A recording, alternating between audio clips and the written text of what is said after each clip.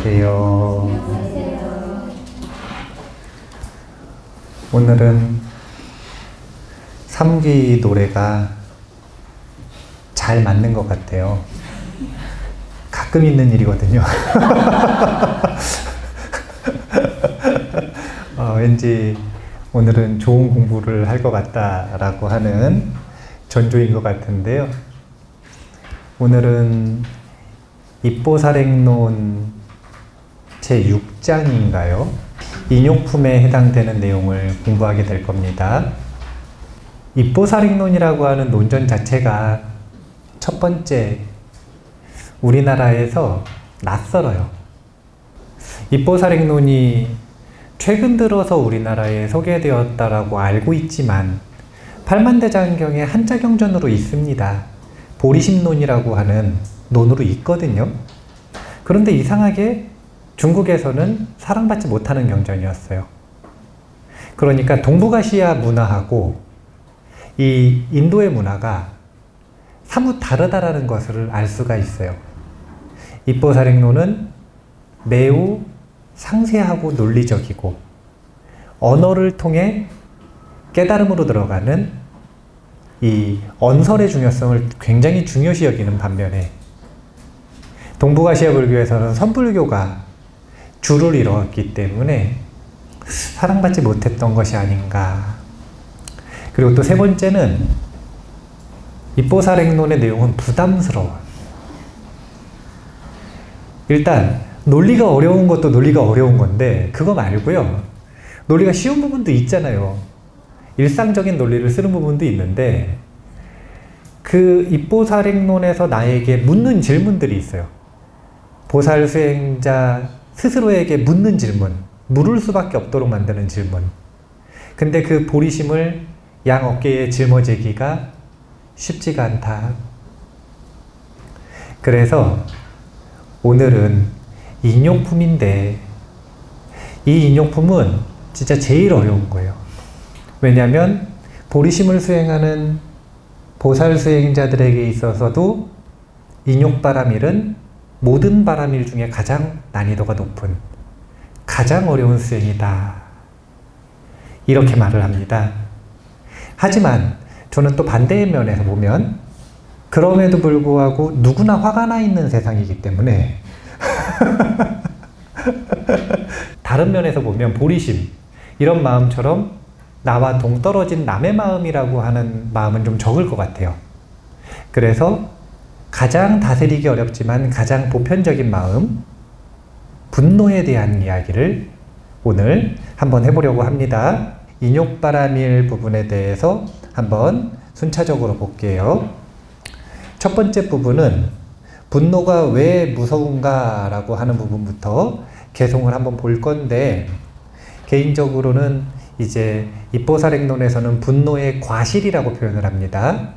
그런데 한마디로 놓고 볼 때 분노는 시한폭탄이다 라고 볼 수 있는데요. 자, 6-3번부터 개송 같이 한번 읽어볼게요. 읽겠습니다.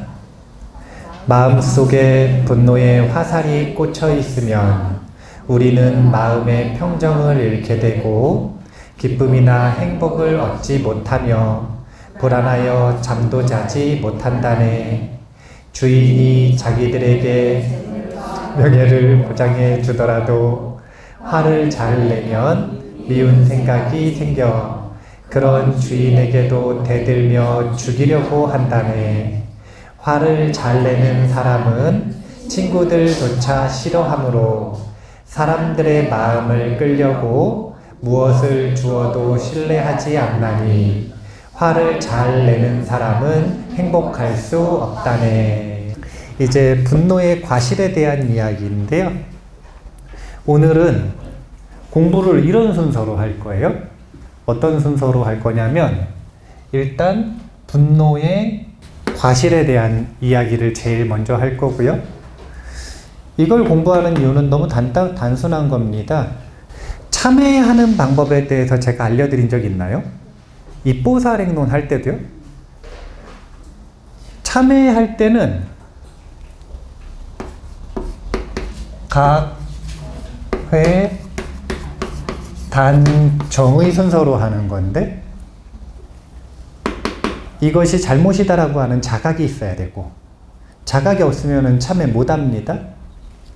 그 잘못된 것이 나에게 가져올 고통에 대해 무서워하고 후회하는 마음이 있어야 돼요. 그러면 이 후회하는 마음이 크면 클수록 결단을 내리게 됩니다. 다시는 이 나쁜 짓을 하지 말아야겠다. 다시는 이 실수하지 말아야겠다. 그러면 거기서 끝나는 게 아니라 잘못한 걸 책임지는 정화의 과정이 필요하죠. 이 부분을 강조하지 않으면 참회가 마치 도둑놈을 키우는 것처럼 책임지지 않고 빚 안 갚고 넘어갈 수 있다 이렇게 자꾸 착각을 하시는 경우가 있는데, 그렇지 않습니다. 깨달아도 악업에 대해서는 정화, 책임을 져야 돼요. 깨달은 이는 기쁘게 책임지고 깨닫지 못한 이는 도망가다 책임지고, 이 차이가 있는 거지 책임은 똑같이 지는 겁니다. 잘못한 건. 각회 단정. 이 이야기를 왜 하냐면 참회할 일들이 있다고 생각해 보세요. 보통 참회할 일은 어떤 번뇌 때문에 생길까요? 탐진치 중에 보통 참회할 일은 뭐 때문에 생겨요? 일단 트리거가 되는 거는 진이라. 화가 나면 참회할 일들을 끊임없이 만들어요. 일단 화가 나버리면 참회할 일들을 만든다? 그러니까 분노는 재앙의 꽃이다. 그러면 분노의 과실을 보여줌으로써 무엇을 하는 거냐면, 첫 번째는 참회할 일을 안 만들 수도 있고, 두 번째는 잘못한 게 있으면 참회를 해서라도 끊어낼 수가 있고, 분노의 과실을 분명하게 자각하고 후회하는 마음이 있어야 인욕바라미를 시작할 수 있기 때문에 참회의 과실을 제1번으로 보여드리는 겁니다. 두 번째로는 분노가 뭔지를 잘 모르셔서 분노의 감정들에 대한 이야기를 간단하게 정리를 해드릴 거예요. 분노의 심리학. 이것은 간단하게 정리를 해드리고, 그리고 나서 분노의 3요소에 대한 이야기를 할 겁니다. 그리고 해결책. 여기까지가 첫 번째 시간의 목표입니다.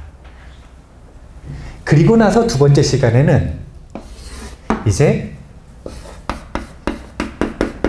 인욕을 위한 7가지 사유주제.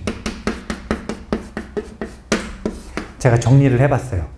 인욕바라미를 훈련하기 위한 7가지 사유주제를 1시간에 걸쳐가지고 두 번째 시간에 이야기를 할 거예요. 그래서 두 번째 시간에는 아주 합리적이고 논리적으로 계속 따져봐야 돼요.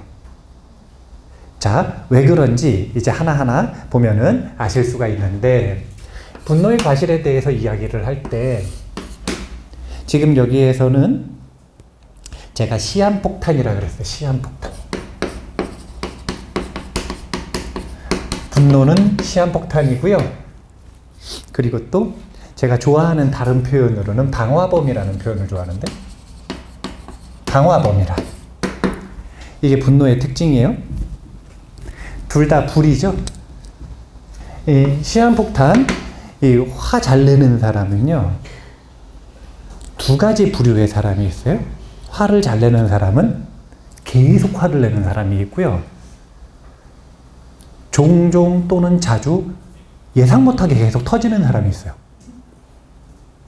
두 가지 종류의 사람을 다 화를 잘 낸다 그래요. 화를 계속 내는 사람은 연신 저 사람은 화내는 아수라 같은 사람이고, 종종 터지는 사람은 이 사람이 진짜 뭐랑 느낌이 비슷하냐면 시한폭탄이랑 아주 유사해요. 시한폭탄 같은 사람은 이 시한폭탄이 누구에게 어떤 지점에서 터질지 알 수가 없어요. 그리고 폭탄이잖아요. 그러면 좋았었던 기분과 좋았었던 분위기와 좋았었던 상황을 단숨에 망가뜨려 버리는 역할을 해요. 이게 불의 특징이죠. 다른 번뇌들은 우리의 공덕의 창고가 있다면 그 공덕의 창고를 도둑질하는 도둑놈이랑 비슷해요. 그런데 이 분노는 특징이 뭐냐면 도둑놈이 아니라 방화범이라. 방화범하고 도둑하고 누가 더 안 좋아요? 왜요? 이게 셈법이 다르다니까요. 이 보리심을 일으킨 보살의 셈법과 보리심을 일으키지 않은 범부 또는 불자의 셈법은 다른 거예요. 보살의 셈법에서 방화범이 안 좋은 이유가 있어요. 그게 뭐냐면, 자, 도둑은 예를 들어서 아주 좋은 보물이 있어요.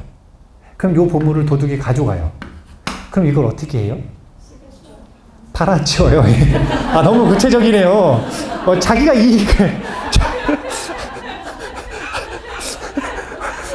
아, 그렇게까지 구체적으로 얘기를 안 하셔도 되고, 예. 이 보물을 통해서 자기가 이익을 취하죠. 그러면 범부의 입장에선 자기는 잃어버린 거죠. 하지만 보살의 입장에서는 누군가는 이익을 가져갔어요, 안 가져갔어요? 그럼 오케이. It's okay. 도둑질한 것, 그 악업은 안타깝지만, 그건 본인이 책임지지만, 이 이익이 누군가에게 갔으니까, 누군가에게 갔기 때문에 괜찮다 이거예요. 그런데 방화범은 자기도 갖지 않고 남도 가지지 못하게 태워버려요. 이게 문제인 거라. 분노의 특징이 다른 모든 번뇌들과 다르게 이런 특징을 가지고 있어요. 다른 모든 번뇌들은 나의 이익을 줄이는 정도지만 이 방화범은 나와 내 주변과 그 분노하고 얽혀있는 모든 사람들의 공덕을 태워요. 그래서 논전에서는 단 한 번이라도 화를 내는 순간 보살은 무시일에 지어놓은 모든 선업공덕을 다 태운답니다. 아주 무섭게 표현을 하죠. 분노는 방화범, 시한폭탄의 특징이 있다. 그래서 이 분노를 해결하지 않는 한 절대로 자신은 행복을 누릴 수 없다. 행복한 척 할 수 있고 어리석게 잊고서 행복을 누리는 임시적인 경험을 할 수도 있겠지만 시한폭탄이 언제 터질지 알 수 없어서, 그리고 터지고 도둑 맞을 때마다, 불이 날 때마다 내가 지금까지 쌓아놓은 모든 노력이 끊임없이 리셋되는 과정, 이 과정을 반복해야 돼요. 그래서 샨티데바 보살은 아주 강력한 어조로 분노와 전쟁을 하기를 권장합니다. 뭐라고 이야기를 하시냐면, 무시일에 지금까지 나를 괴롭힌 가장 무서운 적이 바로 이 분노다. 나를 괴롭힌 유일한 적이 바로 이 분노다. 이렇게 이야기를 하시면서 이 분노를 상대하기를 권장하십니다. 제가 분노에 대한 이야기를 할 때마다 사람들에게 묻습니다. 화를 잘 내시는 편인지, 안 내시는 편인지, 화를 잘 조절하는 편인지, 조절 못하는 편인지. 자, 어떻게 화를 좀 많이 내는 편이세요? 나는 화가 안 나는 사람이에요. 뭐 이런 분이세요? 나는 화를 안 낸다. 나는 화가 적다. 나는 화가 뭔지 진짜 모르겠다. 그럼 나는 화를 다루는데 좀 능숙하다. 근데 사람들은 자기 자신을 제일 잘하는 게 자기 자신이 맞거든요, 사실은. 근데 그러면서도 자기 자신에게 가장 어리석은 게 자기 자신인 것 같아요. 왜냐면 자꾸 왜곡해서 보니까. 잘 알기는 하지만 그 잘 아는 내용들을 바탕으로 자기 자신을 자꾸 왜곡해서 봐요. 처음에는 자기가 분노가 별로 없다라고 말하던 사람들도 분노라고 하는 심리가 어떻게 발전되는지에 대한 내용을 제가 얘기를 해드리면, 그러면은 자기가 분노가 많다, 이거를 인정을 하게 되는데, 자, 처음에 분노부터 시작해 볼까요? 분노라고 하는 감정을 흔히 우리가 뭐라 그러냐면은, 어느 정도 해야 분노했다라고 얘기하냐면은 뚜껑이 열려야. 그런 표현 쓰잖아요. 제가 쓰는 표현이 아니라 흔히 그런 표현을 쓰잖아요. 뚜껑 정도는 열려야, 그래야 분노한 거 아닙니까? 그래서 제가 이 분노라는 심리를 조금 더 면밀하게 살펴보려고 하는 거예요. 일반적으로는 화가 났다 이 정도가 되려면 뚜껑이 열렸다 이 정도는 돼야지 이걸 기준으로 화가 났다라고 사람들은 생각을 하는 거예요. 그런데 이 전에 있는 감정도 분노고 이 이후에 있는 감정들도 분노입니다. 그래서 제가 분노 계열의 감정을 다 보여드릴 거예요. 자, 분노. 뚜껑이 열리기 전에는 어떤 감정이 먼저 들죠? 이거보다 조금 약한 거. 짜증나죠. 짜증나요. 네, 좋아요. 짜증. 근데 짜증을 낼 때는 이런 표현을 쓰지 않습니까? 왜 나를 긁어? 그런 표현을 쓰죠. 왜 나를 긁어? 이게 짜증을 낼 때의 전형적인 표현이에요. 왜 나를 긁어? 그러다가 계속 긁으면 뚜껑이 열리는 거죠. 자, 짜증을 내는 것도 분노하고 똑같은 계열의 감정입니다. 짜증을 내는 게 좀 더 강해지면 분노가 일어나는 거예요.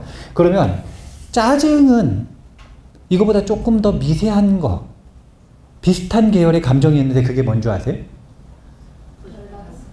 열받아? 열받는 거는 이쪽으로 가고 있는 거 아니에요, 지금? 이거보다 좀 약한 거. 그게, 자, 봐보세요. 자, 긁었더니 뚜껑이 열렸어요. 자, 봐보세요. 긁어. 뭘 긁는 거예요, 지금? 성질을 긁어. 그 성질이 왜 긁히냐면은 반감이 생기는 거예요. 반감이 처음에 딱 생겨요. 그러니까 이미 화가 나 있는 사람은 어떤 말을 듣든 속에서 1번으로 동의가 아니라 반감부터 딱 생겨요. 그러다가 그 반감이 생기는 걸 계속 이 요구를 하거나 거절 못하고 계속 무엇인가를 해야 되거나 그 상황을 계속 반복해서 만나거나 그러면 짜증이 나기 시작해요. 그러다가 그것이 축적이 되면 뚜껑이 열리는 거예요. 그래서 반감과 짜증과 분노는 같은 감정이다. 그냥 분노의 레벨이 다를 뿐이지 레벨이 지금 점점 게이지가 높아지는 거지 똑같은 분노다 이렇게 생각하시면 돼요. 그래서 자기는 분노는 적지만 짜증은 많다 이렇게 생각하시는 분들도 있을 수 있고요. 아, 자기는 짜증도 그렇게 많지는 않은데 반감이 좀 많다 이렇게 생각할 수도 있어요. 근데 이거는 다 같은 감정이고 만약에 분노보다는 조금 수위가 낮다 짜증보다는 조금 수위가 낮다 그러면은 그래도 그 분노를 좀 다룰 줄 아는 것이다 이렇게 생각을 하시면 되는 거예요. 자, 그러면 뚜껑이 열렸어. 뚜껑이 열렸을 때 이 열린 뚜껑의 시한폭탄은 어디로 터지는가? 두 가지로 터지는데 하나는 밖으로 터지는 사람이 있고 하나는 안으로 터지는 사람이 있어요. 밖으로 터지면 이것을 해악이라 그럽니다. 타인에게 해악을 끼쳤다라는 거예요. 안으로 터지는 건 이게 뭐냐면은 한이 돼요.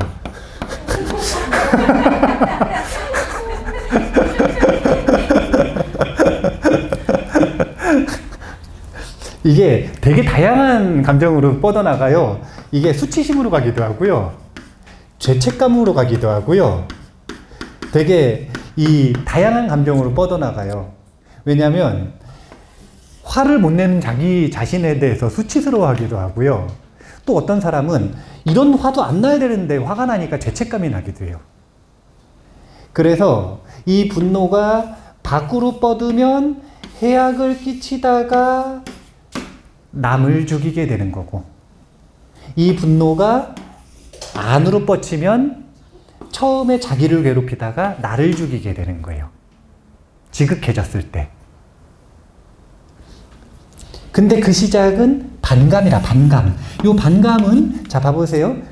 반감이라고 하는 건 감정이 무슨 일이 있는데 거기에 동의가 되지 않는다는 거잖아요. 그러면 왜 동의가 안 될까요? 내 말이 안 맞아서. 그렇지, 내 말이 맞으니까. 저게 정확한 표현이에요. 그래서 반감의 원인에는 뭐가 있는 거냐면 우치가 있는 거예요.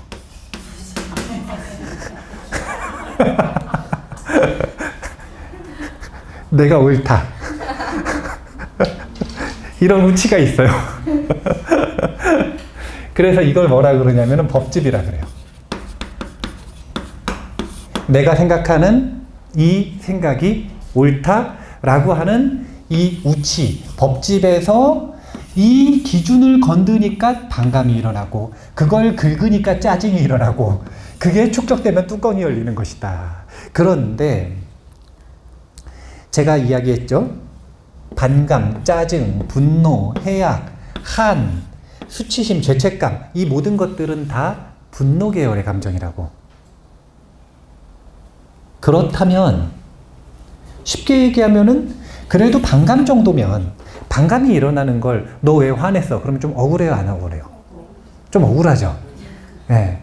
반감 일어날 때마다 계속 걸려. 그래서 화냈어. 화냈어. 마이너스 1점. 막 계속 막 이래요. 그러면은 얼마나 힘들어요. 조절도 안 되는데 반감이. 그러니까 이 반감은 비유를 하면 분노의 씨앗 정도라고 생각을 할까요? 이제 열매가 열리기 시작했어요. 꽃이 피고 열매가 열리기 시작을 했어요. 그러면 이 분노가 얼마나 무서운 건지를 한번 생각을 해봐야 되는데 반감이 있을 때부터 어떤 씨앗이 심어지기 시작하는 거냐면 자, 이거는 흰색이에요? 검은색이에요? 흰색이요. 근데 이게 검은색이라고 제가 계속 그러는 거라. 네? 안 돼요? 이거 안 돼, 왜? 이건 또 왜 안 돼? 아니, 무슨 안 되는 게 이렇게 많아요. 반감 일어나게. 자, 제가 이거를 자꾸 검은색이라 그러는 거라. 그러면은 마음속에서 반감이 일어날 수 있어요. 그냥 제가 막 웃으면서 이렇게 얘기를 하는데 웃으면서 얘기를 하는 게 아니라 정색을 하면서 야, 이게 무슨 흰색이냐. 바보 같은 소리 하지 말아라. 이러면서 계속 막 우기고 막 논리적인 이야기하면서 막 합리화하고 이게 끊임없이 검은색이라고 막 말하는 거예요. 그러면은 깝깝해집니다. 그러다가 이제 반감이 딱 일어나기 시작을 하면 그런 의견을 내고 있는 그 존재가 나랑 같이 있으면 좋겠어요? 사라졌으면 좋겠어요?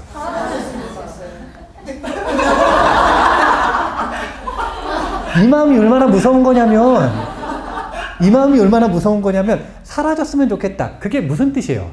죽었으면 좋겠다. 이거예요. 아니 근데 이거예요. 우리는 전부 다 교양인 아닙니까?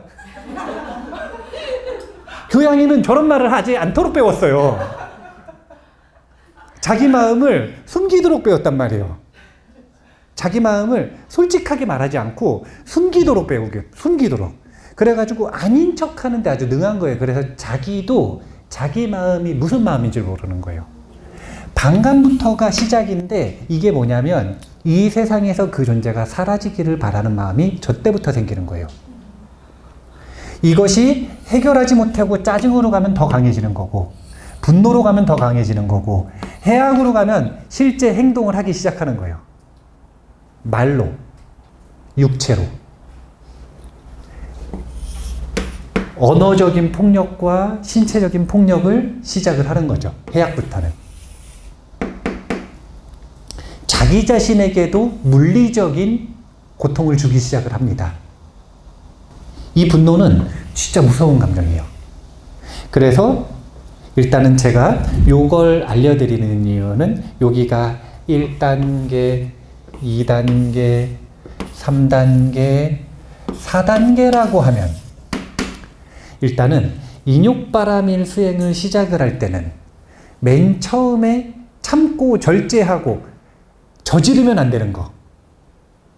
인욕은 반감도 일어나면 안 되는 거예요. 짜증을 내면 안 되는 거예요. 뚜껑이 열리면 안 되는 거예요. 아니면 해악을 끼치면 안 되는 거예요.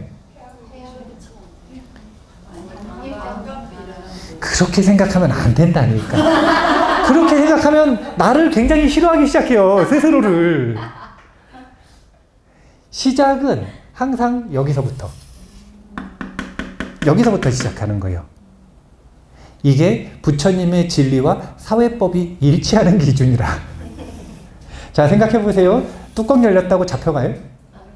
안 잡혀가요. 뚜껑 열렸어도 나무 토막처럼 가만히 있어서 말로, 신체적으로 타인에게 해악을 끼치지 않으면 안 잡혀가요. 그러니까 인욕바라밀은 여기서부터 시작인 거예요. 일단 최소한 타인에게 해악을 끼치지는 않는다.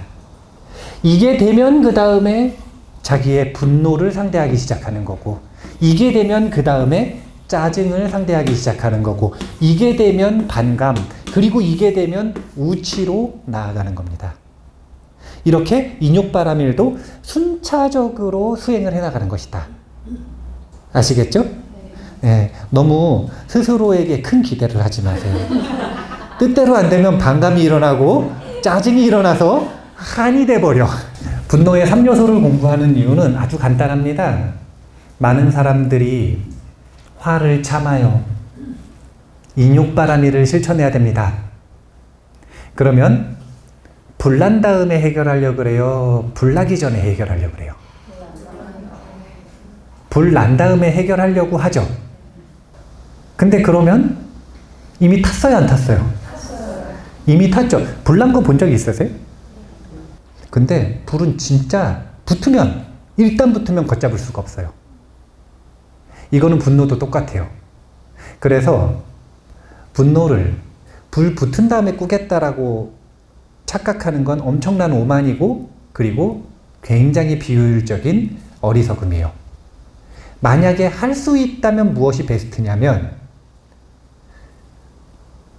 불이 붙기 전에 끄는 게 최고 좋아요.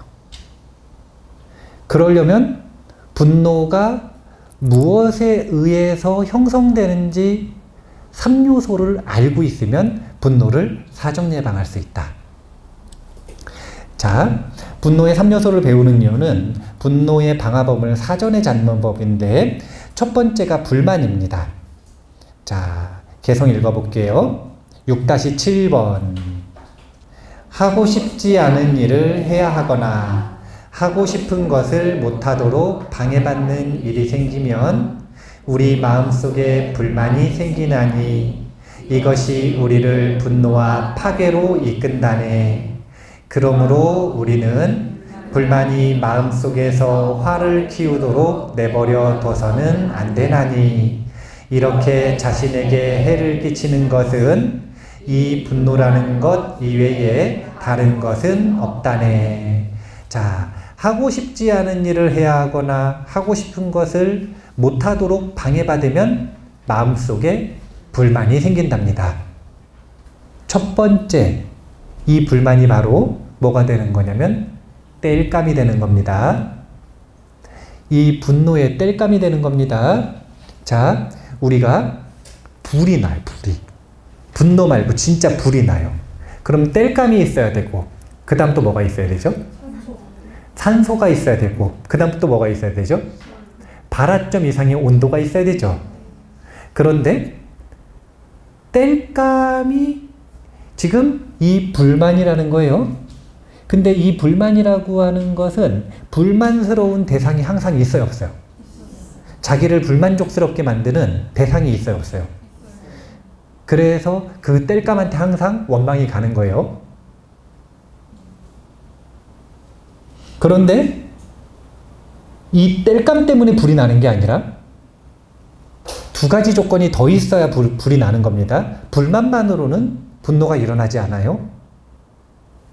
땔감과 온도와 산소가 있는데 셋 중에서 하나만 제거하면 어떻게 되죠? 불은 더 이상 안 나죠. 꺼져버리죠.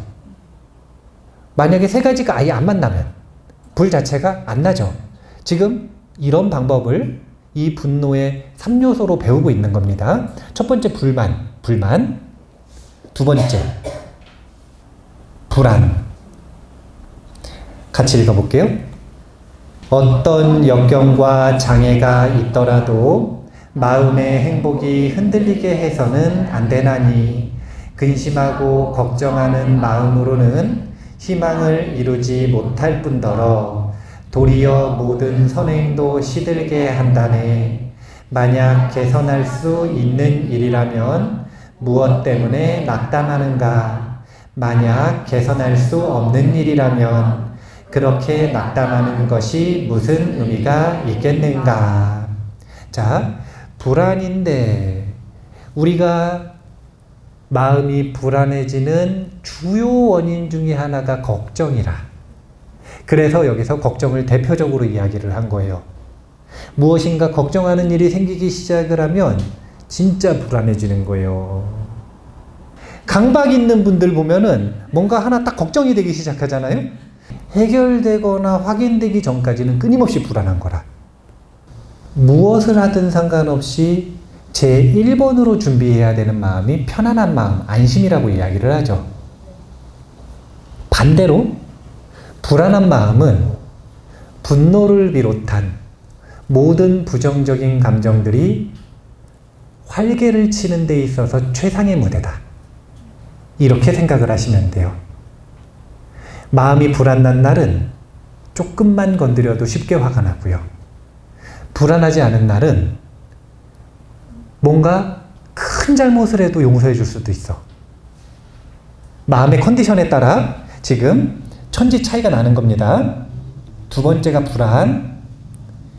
자, 세 번째까지 보고서 그 다음 할게요. 세 번째가 이제 우치인데 저는 이걸 정당하다는 착각이라고 합니다. 요거는 제가 개송을 안 뽑았네요. 왜냐면은 이제 나머지 모든 개송이 우치에 대한 거예요. 150개송 정도가 나머지는 우치에 대한 거예요.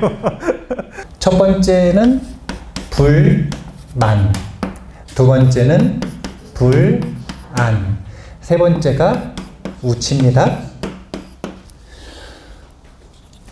이 세 가지 3요소는 마치 뭐와 같은 거냐면 땔감과 산소와 온도와 같다. 이렇게 보면 되는 거예요. 그러면 우리가 불나는 거에 대해서는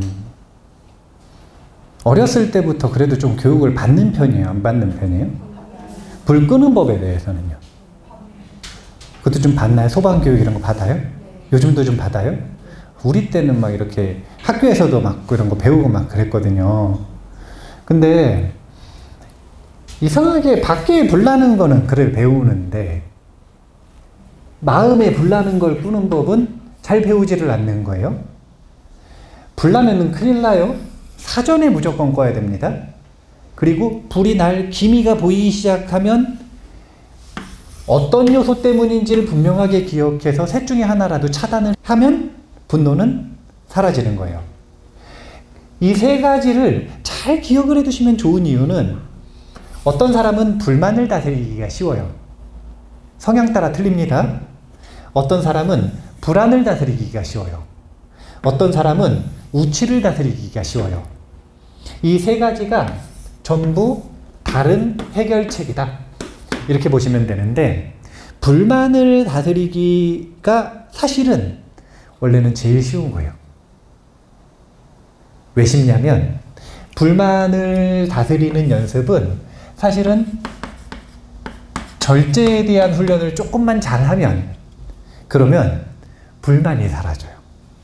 단체 생활을 하잖아요. 그럼 뭐가 제일 문제일 것 같으세요? 단체 생활을 할 때 제일 어려운 거 인간관계? 그럼 인간관계에서 문제가 왜 생기느냐 이거예요. 같이 합숙을 하면서 생활을 하잖아요. 그때 제일 문제는 뭐냐면 먹는 거라. 의식주 이게 제일 문제인데 그 중에서 먹는 게 가장 눈에 띄고 시비를 걸 수 있기 때문에 가장 문제가 돼요. 그런데 생각을 해보세요. 먹는 거를 잘 주는 집단에서 불평이 많을 것 같으세요? 잘 못 주는 집단에서 불평이 많을 것 같으세요? 잘 주는 집단에서 불평이 많습니다. 불만이 어디가 더 많냐면 음식을 잘 주는 집단에서 불만이 많아요. 음식을 잘 안 주는 집단에서는 불만이 별로 없어. 그리고 좀만 잘 주면 기뻐해요. 아니 이게 절제의 효능이라니까요. 제가 항상 얘기하지 않습니까? 뭔가를 좋아하면 그 좋아하는 걸 더 열심히 해야 된다 그래 좀 절제하라 그러나요? 좋아하는 게 있으면 절제해야 돼요. 그래야 오랫동안 그 좋아하는 것을 즐길 수가 있어요. 제가 하루에 한 끼 먹기 위해서 2년을 연습했어요. 2년을 딱 연습을 해서 하루에 한 끼를 딱 먹기 시작하니까 뭐든지 맛있어요. 하루에 한 끼 먹기 시작하면, 절제하기 시작하면 불만은 싹 사라져요. 그래서 지금 요 입보살행론에서 보면 뭘 견디는 연습을 해야 된다라는 얘기를 계속 하시잖아요. 추위, 더위, 모기, 뭐 야생동물, 이런 우리 불편하게 하는 것들 있잖아요. 그 모든 것들을 절제하는 훈련을 해야 한다라고 하는 그 해결책이 뭐에 대한 해결책이냐면 이 불만을 다스리기 위한 해결책인 거예요. 그래서 이것은 절제하는 훈련이기 때문에 개정의 사막 중에 개학에 가깝다, 이렇게 볼 수가 있습니다. 그래서 계율만 잘 지켜도, 계율이라고 하는 하나하나의 항목을 잘 지켜서 화가 안 나는 게 아니라 그 계율에다가 자기 자신을 맞추는 훈련을 했잖아요. 이런 사람들은 어디에서도 불만이 적어요. 근데 너무 당연하게 원하는 걸 누리는 편리를 누리고 살아온 사람들은 어디를 가도 화가 나.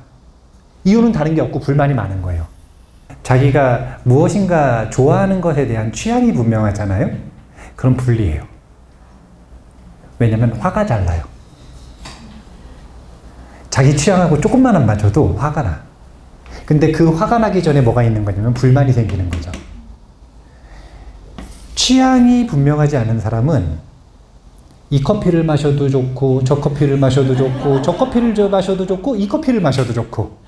취향이 분명한 게 나쁜 건 아닌데 뭐가 자신의 감정과 행복을 유지하고 조절하는데 유리한가 한번 생각을 해볼 필요가 있는 거예요. 불만족, 이것이 분노의 원동력이다. 제1요소. 그 다음에 제2요소가 이제 불안인데, 이 불안은 벌써 걱정에 대한 게 탁 나왔잖아요. 생각해 보세요. 우리는 지금을 살아가면서 지금 이 순간에 몸과 마음과 상황과 함께하고 있나요? 아니면 생각에 빠져 있나요? 아니, 지금도 함께 하겠죠. 지금도 생각에 빠져 있다 그러지 마시고 평소에는 생각에 빠져 있잖아요. 그러면 그 생각에 빠져 있는 그 생각을 망상이라 그러는데, 그 망상의 내용은 딱 2가지밖에 없는 거라. 첫 번째는 과거에 대한 후회. 이게 심해지면 편집증이 되는 거예요. 계속 곱씹어. 근데 곱씹으면 곱씹을수록 계속 현실을 왜곡해요. 그리고 점점 그걸 진실이라고 믿어요. 과거에 대한 후회. 그럼 미래에 대한 건 뭐라느냐? 걱정을 해요. 그래서 불안에 대한 이야기를 하면서 걱정에 대한 이야기를 했죠. 과거에 대한 후회와 미래에 대한 걱정으로부터 벗어나는 것이 불안에서 벗어나는 방법 중에 아주 중요한 주제인데, 이 불안은 그렇기 때문에 이 안심에 대한 훈련이고, 그래서 이것은 정학에 해당이 되는 거예요. 명상수행을 하시는 분들은 불만, 우치보다는 이 불안을 다스리는 것이 가장 쉽습니다. 저희가 사띠 수업할 때는 복잡하게 분노를 다스리는 방법을 얘기하지 않습니다. 우치 뭐 이런 거 얘기 안 합니다. 사띠 수업을 할 때는 화가 나요. 그럼 어떻게 하면 되냐면 화난 데서 주의력을 떼면 돼요. 끝. 이게 명상수행자의 해결책이에요. 명상을 수행하는 사람은 화가 나요. 화가 나서 미치겠어요. 미치지 말고 호흡에다 주의력을 두면 끝. 그냥 끝난 거예요. 더 이상 이 명상수행을 하시는 분들에게 아무런 해결책도 필요가 없어요. 그냥 이걸 반복하면 분노는 해결되는 거예요. 그런데 입보살행론은 개학의 요소도 물론 있고 정학의 요소도 물론 제공을 하지만 인욕품에서 우치를 제일 많이 다룹니다. 이 우치는 정말로 내가 화를 내는 것이 정당한가 정당하지 않은가를 따져보는 거예요. 내가 이 사람한테 화를 내는 게 맞나 아닌가, 이것이 나에게 그 사람에게 도움이 되는가, 이런 건 나중 문제고, 그냥 내가 지금 저 사람한테 화가 났는데 저 사람이 내 원수 같은데 저 사람한테 내가 지금 이렇게 화를 내고 있는 게 옳은 일인가 그른 일인가, 이걸 따지는 것에서부터 이 분노를 다스리는 시작을 잡는 겁니다. 그래서 입보살행론에서 인욕, 분노를 다스리는 방법은 철저하게 반야바라밀, 지혜에 입각한 분노를 다스리는 방법이에요. 그래서 해악에 해당이 되고 이것은 정사유 방법에 해당이 된다. 사유로서 분노를 다스린다. 굉장히 어려운 일이에요. 왜냐면은 제가 이 입보살행론 인욕품을 가지고 굿바이 분노라는 책을 썼는데, 책을 읽고 화가 난다는 사람이 많아요. 제가 단언을 했거든요. 뭐라 그랬냐면, 이 세상에 단 하나도 정당한 분노는 없다. 벌써 이 말부터 화가 난대요. 이 세상에 정당한 분노는 단 하나도 없다. 벌써 표정 안 좋으신 분들이 있는데요. 이게 기본적으로 절제하는 훈련, 그 다음에 자신의 마음을 불안에서 벗어나게 하는 안심의 훈련이 최소한이라도 되어 있는 상태에서 사유를 해야 분노를 증폭시키지 않을 수 있어요. 그래서 저 인욕바라밀, 사유를 통한 인욕바라밀이 사실은 난이도가 제일 높은 거예요. 왜냐하면 마음이 불안한 상태에서 사유를 하려고 하면 사유가 안 되고 계속 더 불난 집에 기름을 붓듯이 점점 더 화가 나거든요. 입보살행론에서 왜 세상에는 정당한 분노가 단 하나도 없다고 말하는지 제가 7가지로 논리를 정리를 했습니다. 이 7가지 인욕바라밀 사유수행을 다음 시간에 한번 공부해 보도록 하겠습니다. 시간이 왜 이렇게 빨리 가요? 화가 나게? 자, 그러면 좀 쉬었다가 하겠습니다. 자, 일단 10분 쉬고 하겠습니다. 감사합니다.